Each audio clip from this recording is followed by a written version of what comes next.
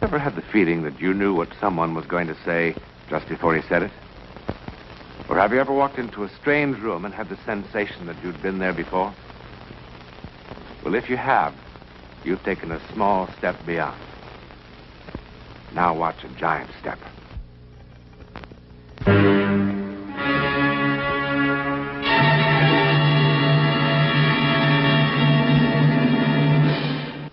It's a lovely house, isn't it? It used to be one of England's more fashionable country homes. But now, it's closed. Not for rent, not for sale. It's just closed.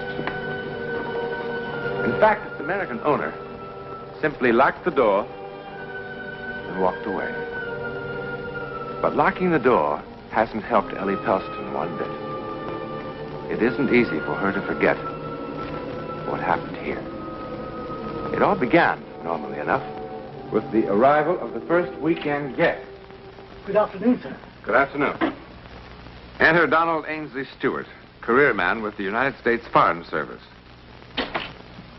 Donald, you darling. You did manage to make it. Well, I was told that anyone that passed up a chance to spend a weekend with Ellie Pelston was a fool. You're a dear boy. I knew you'd make a perfect guest the moment I laid eyes on you. Hurry down now. The others will be arriving any moment.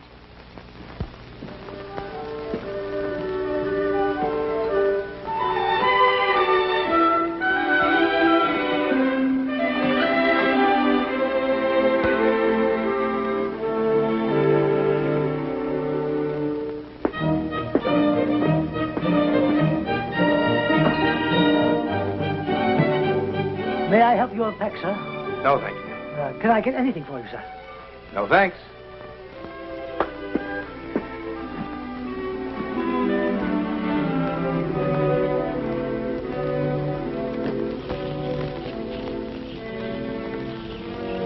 Do you think I'll go on taking this sort of thing from you forever? You won't have to ever again. What are you talking about? Can't you see? It's plain enough.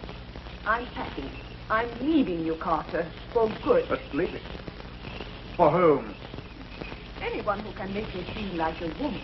Why, you cheap, rotten... Careful, Carter. You'll have a fit. No. You're not leaving. You're not.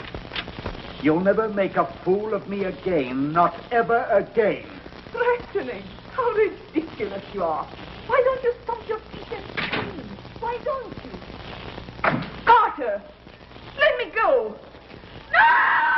No! No! Help me!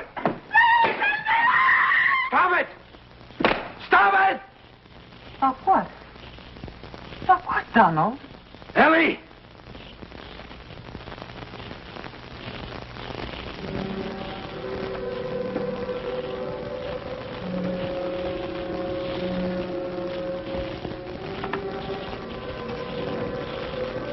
Donald? It's possible.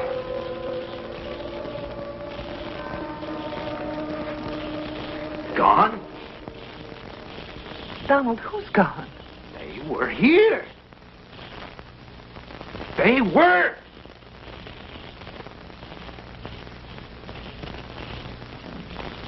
They were.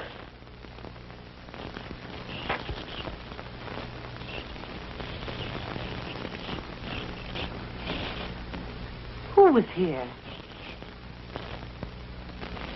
I don't understand. Donald, are you all right? Ellie.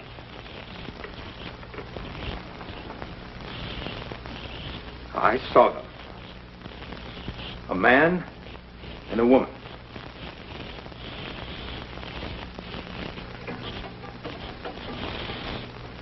Ellie killed her with this.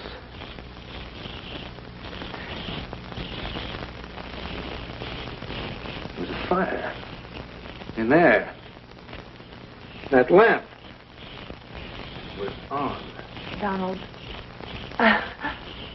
you're not serious.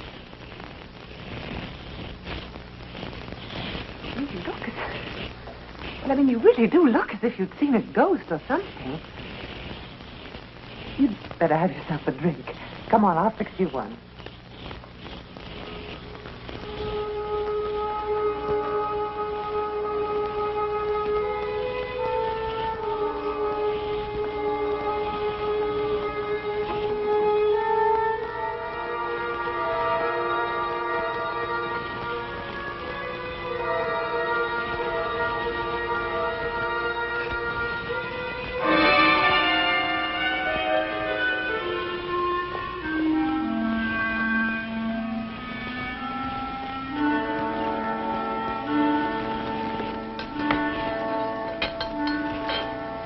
This will fix you up. 7 different kinds of rum, a dash of bourbon, and all kinds of marvelous things. Well, now, that must be some of the others. Help yourself. I'll be right back, Donald.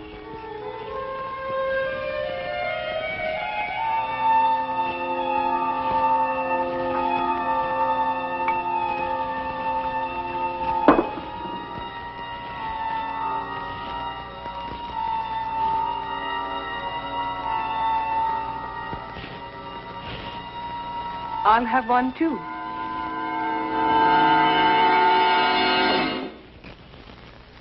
Well, I haven't made an impression like that in weeks.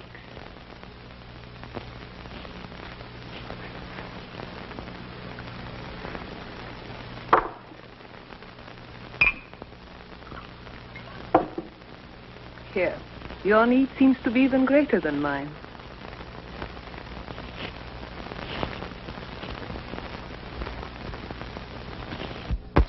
Was the drive down from London terribly exhausting? Oh, it was a bore. It was a terrible bore. I got so tired looking at the back of that chauffeur's head. Every place we go with Julian, we always have to drive. Just once I would like to be able to go by train. The car's quicker. Oh, the car is quicker. And if I say I'd like to go by aeroplane? The car's more comfortable. You see, he's stubborn. With Julian, every day has to be like yesterday. When you discover the best way to do a thing, it's foolish to change. None of you know my new friend, Donald Stewart. We must all be especially nice to Donald. This is his first time in England. He's to be attached to the American consulate here. Donald, this is Hermione and Julian Morley. How do you do? How do you do? How do you do? How do you do? And this lovely young thing is Claire Seymour. That is the secret of Ellie's success with people. Flattery rolls from her tongue as naturally as breathing. I thought she was just being accurate. There is no question that you're in the right line of work. Excuse me a moment. I have to talk to Isabella about dinner. Well,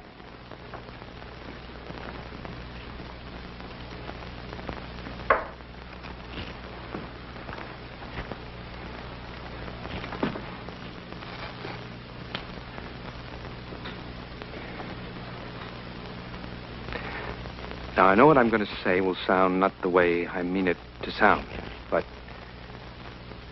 have I met you somewhere before? I'm disappointed in you. After that lovely compliment, I expected something more artful. No, I mean it. Have we met somewhere? If we had, I should hope you wouldn't have to be reminded. Now, please. This is terribly important. Well, Ellie said you'd never been to England before. I just arrived here 2 days ago. Since I've never been to America. Now, you just arrived here, or didn't you? Yes. I mean, just a moment ago, just before I saw you and dropped that glass. Yes, but why is it so important? And what made you look so strange when you first saw me? Because... No, it's too ridiculous. What is, for heaven's sake? No. Now, you've just met me. And if I told you what I have just seen, you would know that I was a complete fool. Try me. Perhaps after I've known you for a while. I hope that won't take too long, Donald. I don't quite know what to make of you, but your approach is certainly intriguing. On the contrary, I find it quite obvious and rather disgusting. You always put things so delicately, Carter. Meet my boor of a husband, Donald. Every time he opens his mouth, some new horror comes out. A natural result of being married to you, my love. Carter, how nice to see you. But Claire said you weren't coming. I couldn't bear to spend a whole weekend separated from my loving wife. And I was so looking forward to a pleasant weekend. I'm sure. That's why I changed my mind. You see how it is. Mr. Stewart is a friend of Ellie. We only met 2 minutes ago. Oh, I'm sure that won't handicap you, my dear. Ellie, which room is it? I'd like to clean up. Your usual. Which room is it? The Seymour's room? Is it the one across from mine? Well, yes, as a matter of fact. Claire, come upstairs. I want to talk to you. I have heard everything you have to say.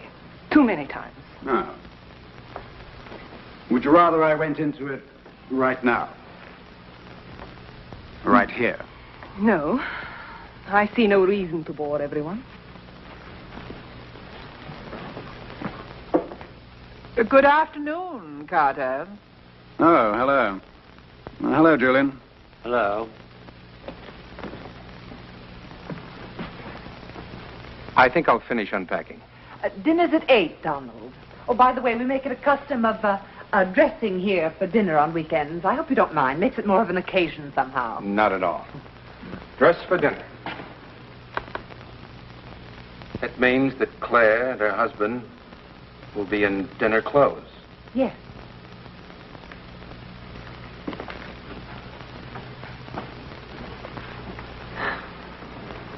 It's a very odd young man you found, Ellie.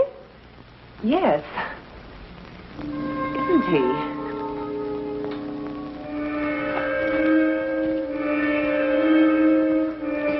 Do you suppose I like making scenes like that? I hope you don't do it for my amusement. Oh, Claire, please. I can't take any more today. All right, darling. Let's forget it. Are you lost? Well, I realize how this must look, but I was just trying...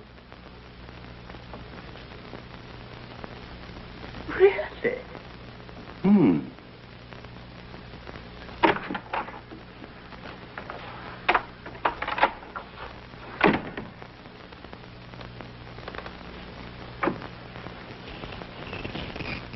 And I can't blame you a bit if you've already made up your mind that I've lost mine. Donald, it could have happened to anyone. You don't have to explain anything. Yes, but if you had seen and heard what I did, sure, the easiest thing for me to do would be to leave. But I can't, because I can't help but believe it was a warning. A warning? What I saw up there this afternoon in that room, I saw Carter Seymour murdering Claire. You saw it, Donald? Yes, I saw it. I saw it, and I heard it. Donald, it's easy to understand how you might get such a notion. They do fight quite a bit. But they've been married for 6 years, and it's always been like that. They really adore each other. It's their private kind of lovemaking. It's really, everyone knows, quite harmless.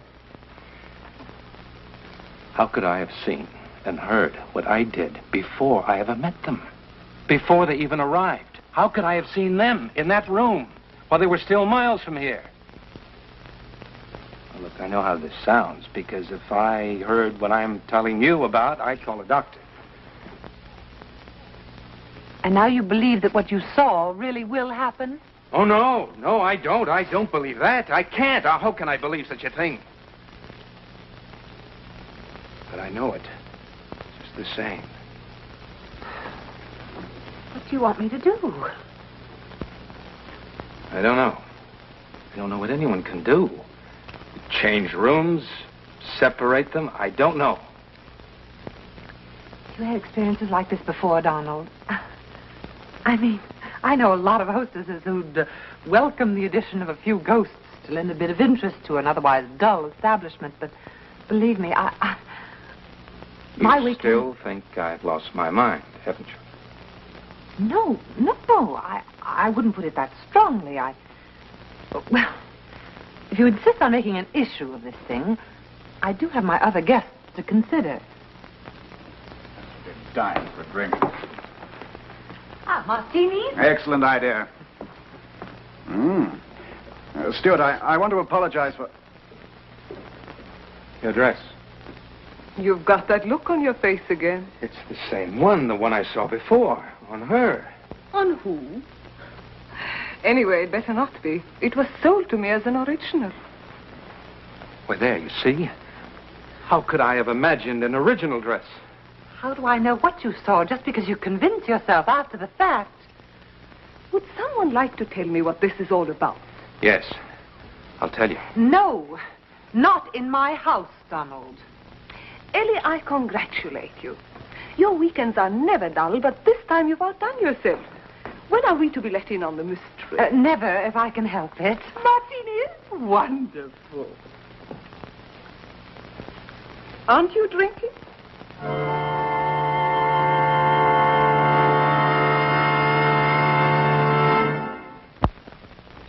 Carter, can't you ever say anything nice about anyone? Not if I can help it. You know, you used to be such a nice little boy, but you've grown into such an unpleasant young man. I think Marie's a lovely child, Carter. Lovely. Oh, she's pretty enough, but she'll never be able to stand Bernard's pace for long. I give them 2 months, maybe 3. She'll soon begin looking for a man closer to her own age. They're not even married yet, and you have them in the divorce court. It's inevitable. Oh, there you are, you see, Carter. You're so bitter. I don't know whether he's bitter or just a bore. Oh, I'm so glad to see you awake for once, Julian. How are things at the plant, Carter? Are your difficulties with the supplier at an end? Yes, we've come to terms. I must talk to you alone. Go ahead, talk. No, not here. We're still competing. I've got to talk to you alone. Perhaps you'd like to see me alone, Stuart. Oh, Carter, for heaven's sake. Oh, it really isn't the sort of thing that you're thinking. No. Well, just what sort of thing is it? Well, go on, Stuart. Why don't you explain it to everybody? I'm sure they'd be very interested. Just look at their faces. Ugh.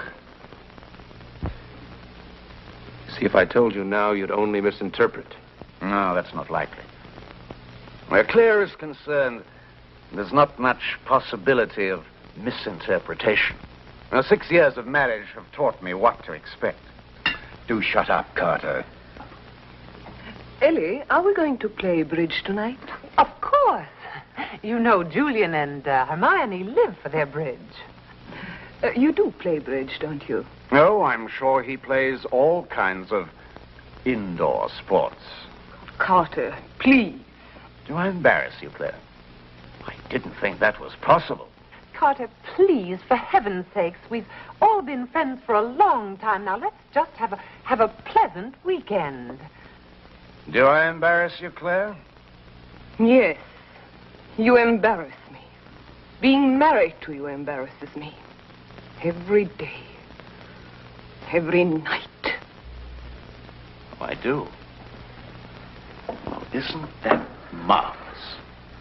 I embarrass you. Look at her, everybody. Isn't she wonderful? She's embarrassed. Embarrassed? A girl who's done everything. Twice.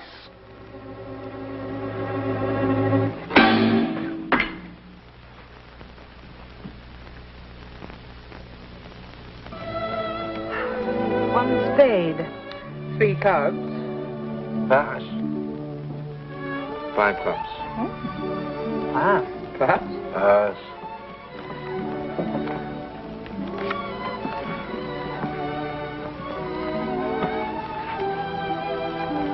You're the dummy.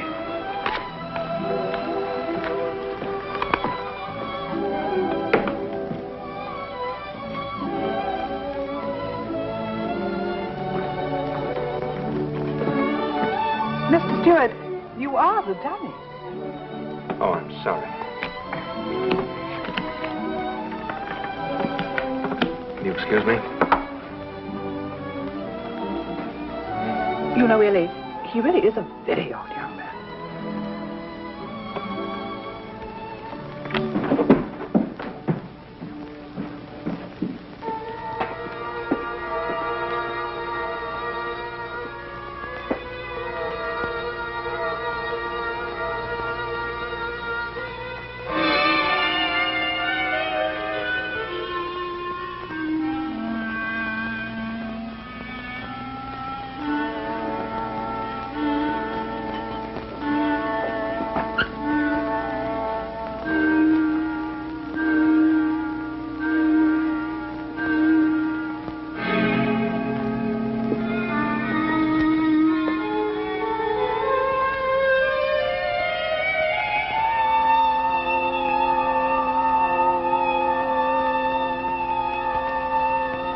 You'll never make a fool of me again, not ever again.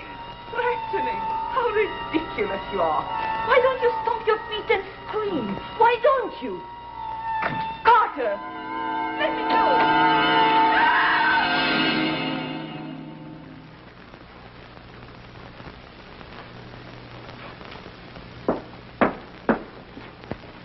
Now, wait. Sir? The Seymours. Where are they? Mr. and Mrs. Seymour? Oh, they've gone, sir. They've gone. Yes, sir. Well, they can't have. Well, they have, sir. When did they leave? Just now. Oh, and they said to give Mrs. Pelston their regrets, that they're not fit company for anyone right now.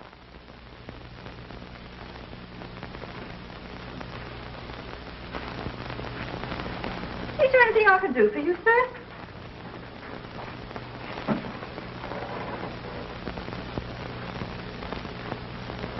They didn't even light the fire. What's that you said, sir? It was nothing. It was nothing. Nothing? So it seemed. Then.